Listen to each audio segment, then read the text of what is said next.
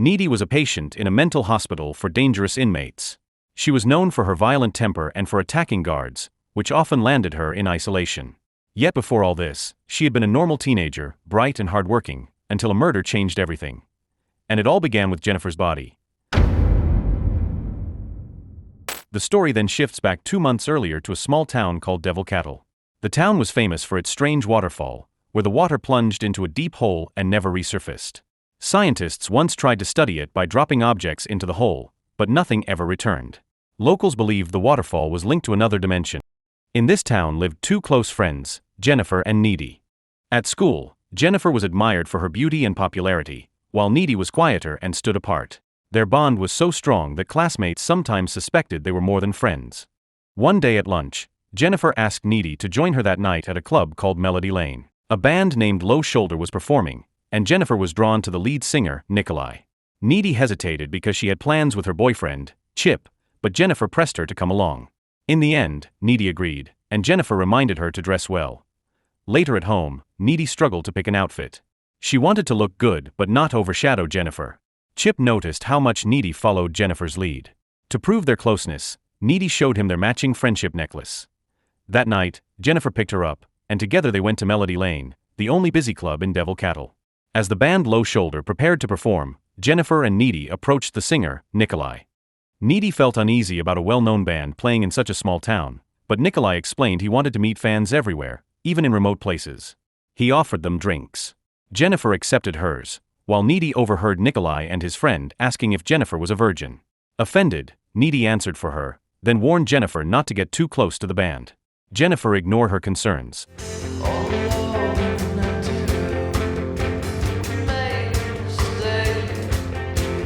When the concert began, Jennifer's attention stayed locked on Nikolai. Needy, however, noticed smoke rising near the stage curtain. Flames spread fast, throwing the crowd into panic. Jennifer still stared at Nikolai, lost in admiration, until Needy pulled her into the bathroom. They escaped through a small window. Outside, they ran into Nikolai again. He offered to take them to safety. After Jennifer drank what he gave her, she seemed dazed and detached. Nikolai guided her toward his van. Needy tried to stop her, but Jennifer acted strangely and followed him, leaving Needy behind in the chaos.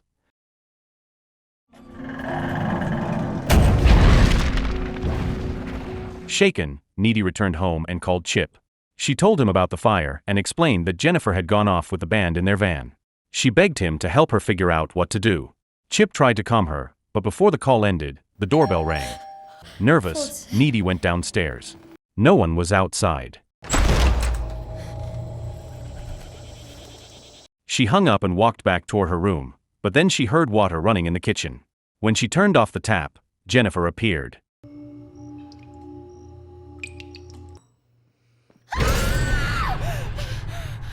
Her clothes were soaked with blood, her skin pale, and her smile unsettling. She opened the fridge and began eating raw meat. Needy tried to ask what was happening, but Jennifer suddenly screamed as if possessed and vomited a thick black liquid mixed with sharp fragments.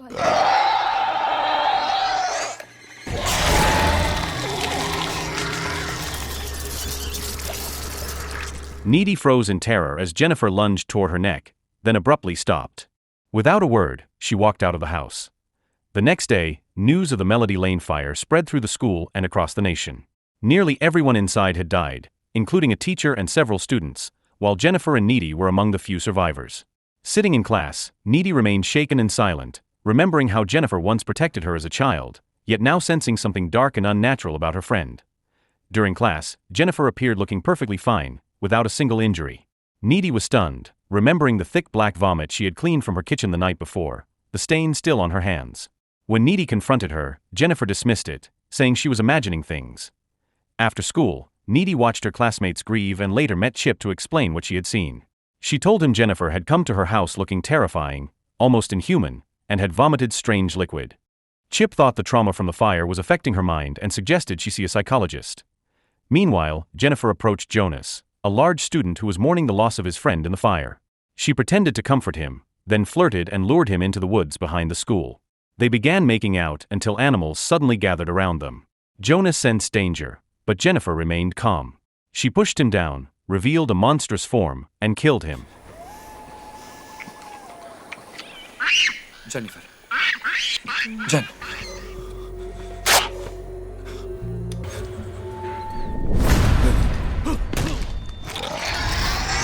A teacher who heard the screams assumed Jonas was crying over his grief, but when he went to check, he found the body torn open, with animals sniffing at the remains. After killing Jonas, Jennifer swam in a river. When she emerged, she looked fresh and attractive again. That evening, Needy received a call from Jennifer. Still shaken by the fire, Needy tried to talk about how devastated she felt, but Jennifer was cold and told her to forget it. Not long after, Chip called with grim news. Jonas had been found dead with a severe stomach wound, leaving his parents heartbroken. The more Needy heard, the more she sensed something terribly wrong since the fire. Weeks passed, and the school tried to move forward. A teacher announced that the band Low Shoulder, now gaining fame for supposedly saving people during the fire, would donate 3% of their income to the victims' families. Needy, who knew the truth, was disturbed. She had seen them flee without helping anyone, and it angered her to hear them praised as heroes. Meanwhile, Jennifer's health began to decline. Her hair looked brittle, her skin pale, and her body weak. After school, Needy walked home with her and ran into Colin, a classmate who liked Jennifer. He asked her out. At first, Jennifer refused, saying she did not look good, but after Needy said Colin was kind, she agreed and told him to meet her later that night. Colin happily accepted.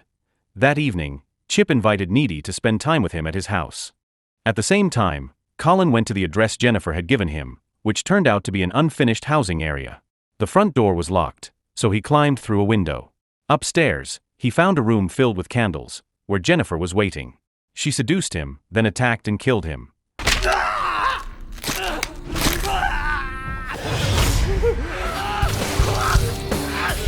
While Needy was with Chip, she suddenly had disturbing visions. She saw blood dripping from the ceiling, Jonas's face, and Jennifer looking monstrous. She also saw an image of Jennifer attacking Colin. Horrified, she left Chip and rushed home. On the way, Needy saw Jennifer standing by the roadside, covered in blood. Moments later, Jennifer appeared right in front of her car. Panicked, Needy swerved and sped home. Once inside, she thought about how Jennifer used to be before the fire, and how everything had changed after the band took her away in their van. Exhausted, she went to her room. When she tried to sleep, she found Jennifer lying next to her, looking normal. Jennifer finally told her the truth. After the fire, the band had taken her to the woods near the strange waterfall. She thought they wanted to party, but she panicked when she saw skulls and a ritual book in the van. They sacrificed her in a satanic ritual to gain fame.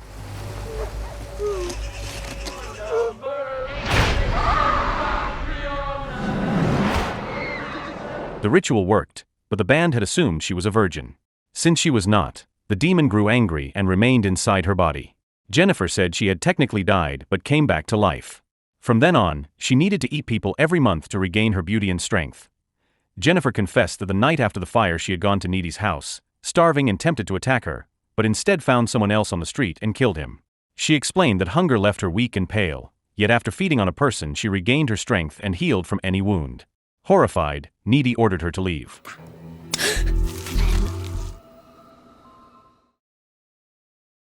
Only days later, the school mourned again, this time for Colin's mysterious death. Needy was certain Jennifer was responsible and began to distance herself, straining their friendship. Determined to uncover the truth, she turned to the library, where she discovered books about rituals. From them, she learned that the only way to kill a demon was to stab its heart with a blade. Needy tried to warn Chip about Jennifer, but he dismissed her concerns, believing she was overwhelmed by stress. When the school announced its annual party, Needy begged Chip not to go, certain Jennifer would be there to hunt for victims. Chip assumed Needy was breaking up with him and went anyway. Before he left, Chip's mother handed him pepper spray, worried after Colin's death. Meanwhile, Jennifer's condition worsened. Her hair was falling out, her skin looked pale, and her body grew weaker by the day. Desperate, she sought a new victim. On his way to the party, Chip heard someone calling his name. It was Jennifer. She mocked Needy, accused her of being with Colin, and then seduced Chip, leading him to an abandoned pool at an old house. At the party, Needy realized Jennifer was missing and grew alarmed. She rushed to Chip's house, but his mother said he had already left. Meanwhile, at the pool, Jennifer tried to seduce Chip again. When he resisted, she grew angry and threw him into the water. Starving, she attacked and bit into his neck. Needy arrived in time to see Jennifer feeding. Now restored, Jennifer had the strength to float in the air. Needy fought her and used the pepper spray, but it had no effect. As Jennifer tried to kill Needy, Chip managed to stab her with a broken wooden stick before collapsing. Jennifer bled, weakened, and fled. Needy held Chip in her arms as he died. Filled with rage, she went to Jennifer's house that night. In her room, the two fought violently. Jennifer bit Needy's neck, but Needy ripped off their friendship necklace, leaving Jennifer powerless. Seizing the moment, Needy stabbed her in the heart and killed her.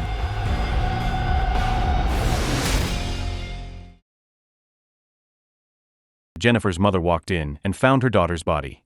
Needy was sent to prison for the murder. Yet because Jennifer had bitten her, Needy inherited part of her demonic powers. She used them to escape, killing anyone who tried to stop her. While fleeing through the woods, Needy found the knife used in Jennifer's ritual along with a strange object linked to the waterfall. Later, she hitchhiked toward Low Shoulders' concert. In her mind, she had already chosen their fate. This would be the band's final performance before she killed them all. The film ends. Oh, the moral of the story is, if a shady band offers you a ride in their van after a fire, maybe just say no and go home, because the only thing you'll gain is a best friend who suddenly craves human snacks.